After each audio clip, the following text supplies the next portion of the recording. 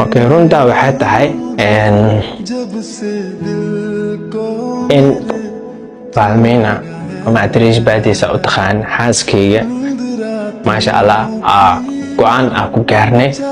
in mar dambe 50-50 noqonaysa wali warka ma jilcaan soo warku waa idin si jilcina soo marka waxa jirta caqabado badan jiro isku yimaaday wax hadda bilow ahna ma ahayn meel kasta baa ka imaadee dhan walba baa ka imaadee ina dhankay ka imaadee faahfaahin idin si marabi laakiin caqabadihi macnaheedu inay isku tageen waxa lahay quraansha arurta Allah bulci jida caqabadihi inay isku tageen macnaha waxay keeneen oo idinkan warka inay idinku sii badi marabi waxa jawaabtiin waa intii adriisho go'aankaas jiro